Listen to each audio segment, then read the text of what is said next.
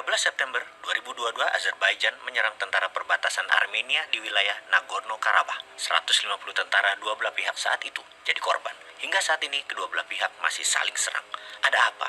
Apakah ada hubungannya dengan gas dari Caspian Sea, Laut Kaspia ke Eropa sedang dimainkan oleh Rusia? Sahabat, kita awali informasi kali ini dengan sebuah berita tentang Azerbaijan versus Armenia. Yang mana sahabat pasti bertanya, kenapa sih Bosman mesti menerangkan negara-negara yang tidak dikenal oleh banyak sahabat demi mengajari cara cerdas bernegara? Ini karena seorang Bosman mangkal dengan pemujaan atas siapa pejabat dalam 20 tahun terakhir. Tepatnya dalam 25 tahun terakhir, termasuk politisinya yang terbukti tidak membuat Indonesia menjadi negara support power saat ini. Apalagi kalau masih dia lagi di tahun 2024. Gak tahu lagi, Indonesia mau dibawa kemana negaranya. Pastinya akan terus jadi negara mediocre.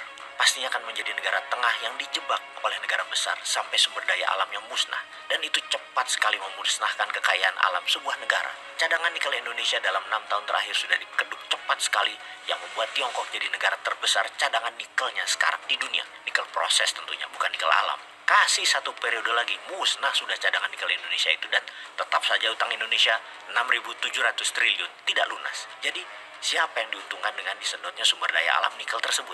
Ada yang bisa jawab? Jadi kalau kita hanya melihat negara itu hanya Indonesia, hanya politik yang ada sekarang ini, hanya melihat dia saja di media, maka dipastikan kacamata kuda yang rakyat miliki tidak bisa melihat apa-apa lagi selain mereka. Video narasi Bosman itu mengajarkan, menginformasikan hal di luar Indonesia agar sahabat jadi cemburu untuk memiliki pemimpin seperti apa Indonesia terbaiknya pilihannya nanti, agar jadi marah dan merubah pandangan dan sikap diri untuk menjadi maju dan ambil alih kendali negara oleh kalian para generasi muda ini.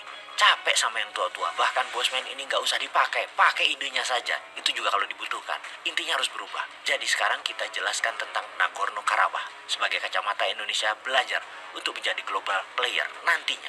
Rusia perang di Ukraina adalah untuk menahan laju NATO dan menahan laju Euro dan menahan laju dolar ke wilayah timur Eropa hingga Rusia. NATO, Euro, dan dolar bagi Rusia adalah nation threat, ancaman bernegara. Ketika negara perbatasan Rusia, Ukraina, mendaftarkan dirinya mau menjadi anggota NATO, maka that's it.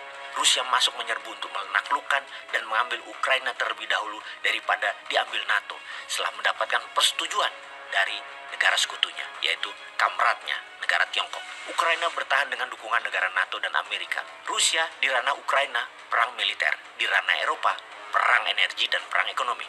Demi Uni Eropa stop, tidak lagi mendukung Ukraina dan tidak memberikan amunisi kepada Ukraina. Gazprom, perusahaan milik Rusia yang mendistribusikan 65% gas ke Uni Eropa, sudah membatasi pendistribusiannya tinggal 50%-nya pada saat ini. Eropa blingsatan menghidupkan kembali power plant tenaga batubaranya juga tenaga minyak bumi BBM-nya.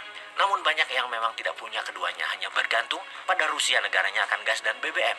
Mereka negara-negara Eropa tersebut kebingungan. Kita bicarakan lebih rinci strategi Rusia agar Uni Eropa takluk pada Rusia. Pertama, semua kaki para militer, para rebel dimainkan di banyak negara untuk membuat sebuah negara menjadi goncang dengan demo oleh para oposisi atau seperti Catalonia yang ingin lepas dari Spanyol, mulai aktif lagi demo di mana-mana di Spanyol. Misalnya, di Italia juga, tokoh oposisi yang pro-Putin kencang berkampanye yang akan merobohkan pemerintahan Italia kayaknya dalam waktu dekat. Matteo Salvini juga Giorgia Meloni terus kencang, dia adalah oposisi dan mulai menunjukkan keberhasilannya, yaitu Italia melepas sanksi ke Rusia, menantang NATO demi gas Rusia di musim dingin ini masuk ke Italia. Uni Eropa terbelah opininya sekarang. Kemudian negara Bulgaria, Rusia bermain cantik dengan mengoyak pemerintahan Kirill Petrov, ditumbangkan 2 bulan yang lalu oleh mosi tidak percaya di parlemen yang didukung demo besar di Bulgaria, diganti dengan Galap Donev yang pro-Putin. Pemilihan umum diadakan nanti Oktober 2022, sebentar lagi dapat dipastikan mensahkan kekuatan Galap Donev ini, yang saat ini hanya menjabat sementara. Namun langkah Donev melawan NATO itu jauh hari sudah digaungkan dan akan melepas sanksi Rusia agar juga mendapatkan gas dari Rusia sudah dilakukan.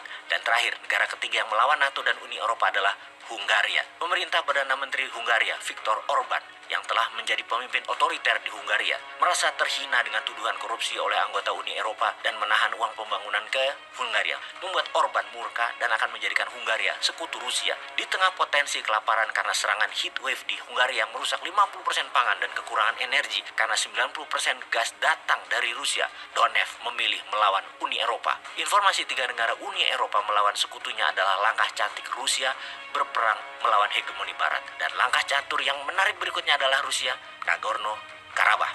Azerbaijan yang 97% penduduknya muslim adalah dikawal ketat Turki, sementara Armenia yang Kristen Ortodok sama dengan Rusia dikawal Rusia. Tentara Rusia di dua negara ini lebih dari 5.000 personel sebagai pengawal perdamaian, dan kedua negara ini dilewati oleh pipa gas dari negara Asia Tengah, dari Kazakhstan, Turkmenistan, dan Uzbekistan, di mana gasnya saat ini dengan gejolak perang Azerbaijan-Armenia akan mengganggu gas negara-negara Eropa yang pipanya melalui dasar seabed Laut Hitam. Kita lihat saja nanti nih strategi Rusia. Kedua bekas negara Uni Soviet itu diapit oleh Turki, Georgia, Rusia, dan Iran. Memang bukan wilayah strategis Eropa, namun buat Eropa ketar-ketir juga kalau perang berkepanjangan. Sahabat, semoga ke depan kita mendapatkan pemimpin kelas dunia ya. Dengan informasi seperti ini, setidaknya kita mikir milih mana nantinya.